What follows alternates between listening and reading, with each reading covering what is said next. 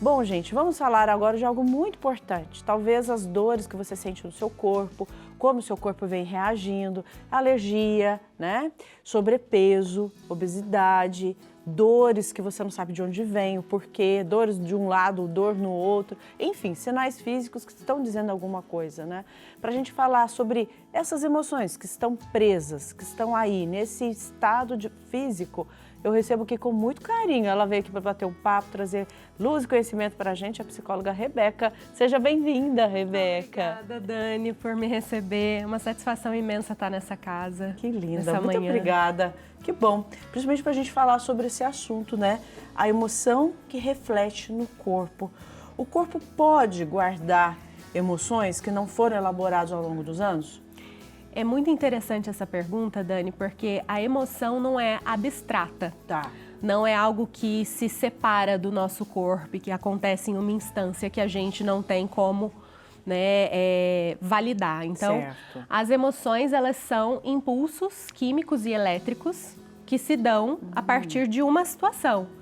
Algo acontece e aí nós sentimos esses impulsos químicos e elétricos e junto deles pensamos, incutimos significados. Então, as emoções em si, elas não guardam algo, mas elas revelam algum significado que foi aprendido. E é nesse revelar que a gente traz, né, a emoção para um lado mais prático. Diante de determinadas emoções difíceis, quais são as ações que nós tomamos? Muito interessante. Você pode dar alguns exemplos para nós? Porque tem muita... hoje em dia, graças a Deus, o conhecimento, a gente sabe, o conhecimento nos ajuda muito, né? E nós temos em várias dimensões. Tem pessoas que lutam, quando a Mariana ligou falando sobre o câncer, né?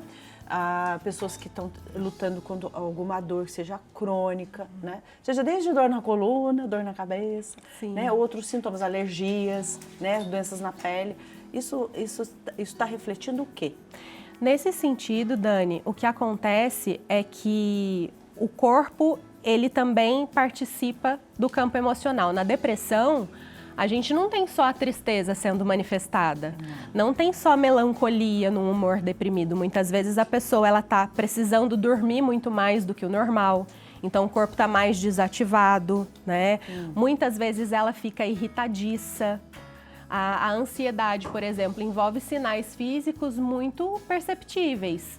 O coração acelera, pode dar uma sudorese. Então, a emoção, ela via de regra, envolve uma sensação física.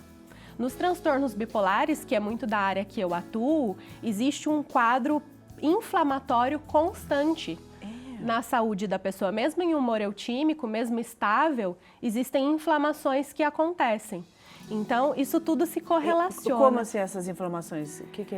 Por uma questão do nosso ritmo circadiano, nosso ciclo circadiano depende de sinais do ambiente para que a gente possa funcionar. Então, pela manhã eu me exponho à luz natural e eu estou emitindo um sinal para o meu cérebro de que é o momento de despertar. Certo. Eu me alimento, tomo um café da manhã. Então, nesse sentido, nos transtornos bipolares, existe um problema nesse ciclo de cerca de um dia, no funcionamento da pessoa. Então, muitas vezes o cortisol está muito elevado, né? O cortisol que é um sinal importante para a gente poder lutar ou fugir diante de uma ameaça, muitas vezes ele fica continuamente elevado. E o que é adaptativo é quando o cortisol dá um pico e a gente consegue se preparar, estar pronto, né? Reagir. Então, nesse sentido, mesmo em alguns quadros de saúde mental, não se encerra no aspecto emocional. A depressão também envolve dificuldade de se locomover, lentificação motora, né? Então, isso tudo está envolvido nos aspectos de saúde mental, que eu gosto de dizer saúde integral, porque a saúde mental não está desassociada sozinha, do aspecto físico. Não, nem do espiritual. Exatamente. Né? Tudo ali está interligado, né? Quando que a gente pode diferenciar e como diferenciar um problema físico, né, de um sintoma de origem emocional? Tem esse caminho diferente? Olha, eu atuo com uma abordagem, na psicologia a gente tem diversas escolas, né? A linha que eu atuo é a terapia cognitivo-comportamental. E ali a gente entende justamente essa tríade, a emoção, o pensamento e o comportamento. O criador, o Aaron Beck, antes dele falecer, ele reviu o modelo, porque a princípio se dava em sequência, pensamento, emoção, comportamento. Tá. Ele verificou que essas 3 instâncias acontecem concomitantemente. Então, eu estou aqui com você, sentindo emoções, estou pensando outras coisas e estou me comportando. Certo. Então, esses fatores, eles estão associados. Em geral, a gente não busca saber o que iniciou primeiro, né? Claro que a pessoa, quando ela tem uma lesão, sofre algum acidente, né? A gente passa a acompanhar a evolução dos sintomas psicológicos a partir disso que aconteceu. Mas, em situações de vida, isso tudo ocorre paralelamente.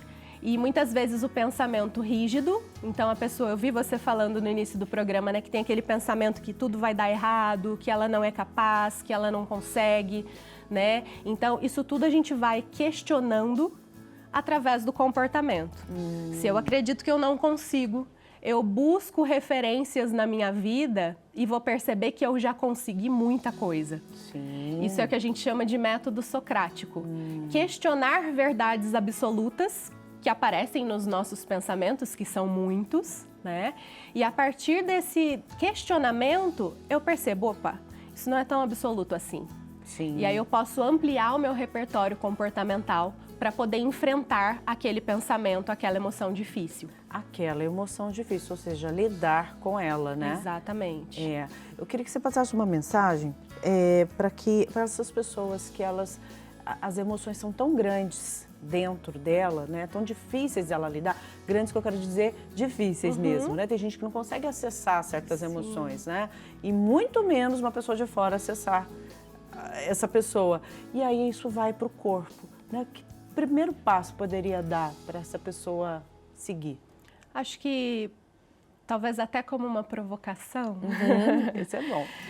Entender que regular as nossas emoções não é o suficiente falar sobre elas. Só falar sobre como a gente se sente, a depender para quem a gente fala também, Sim, claro. aquilo acaba reforçando esse comportamento diante dessa emoção. Sim. Então, para além de falar sobre o que sentimos, trazer essa resposta de maneira biológica. A emoção para nós tem ali um fator biológico envolvido, então através do corpo. O que o meu corpo precisa, como eu posso cuidar melhor desse corpo, né? Os exercícios físicos, as atividades físicas, que não é só diferenciar, né? Atividade física de exercício físico. Sim. Atividade física, estamos todos o Em tempo movimento. todo em movimento. O exercício físico, ele é intencional. Então, a Organização Mundial de Saúde fala que é necessário ali, em média, 150 minutos por semana para promover bem-estar, para liberar endorfina, hormônios, né, que dão prazer, que dão essa satisfação. A atividade física, os exercícios físicos, melhor dizendo, são um dos melhores reguladores emocionais que nós temos. Então, sair um pouquinho da cabeça, que está ali pensando sobre essa emoção difícil, e trazer mais ação para o comportamento. Certo. Buscando práticas como os exercícios físicos, mas também como as meditações guiadas, as próprias orações. Sim. São ali um momento de atenção plena, onde a pessoa está centrada nela, né, pensando, sentindo, se conectando. Isso fortalece muito, Isso fortalece né? muito. Isso, e uma prática, né? Tem que ser um hábito, né? Exatamente, repetidas vezes para que Repetidas a gente vezes. mude o comportamento. Com paciência, Isso. saber, e com constância, né? Exatamente. Para as mudanças ir acontecendo no tempo, né, Rebeca? Perfeito, Dani. Rebeca, muito obrigada. Eu que te agradeço, Foi querida. ótimo Foi ter esse ótimo estar papo com você. Obrigado pela sua luz e trazer esse conhecimento pra gente. Te agradeço a oportunidade, essa troca tão Que gostosa. maravilha. Como é bom, Padre Batini, a gente poder aprender sobre nós, né? Pois é, tem coisas que ajudam bem a gente, né? Nesse sentido todo. Né? É bom a gente se conhecer, né? É bom a gente se conhecer, saber limites que a gente tem. Às vezes os nossos limites, né? A gente às vezes desconhece. É bom a gente se conhecer, tá bom?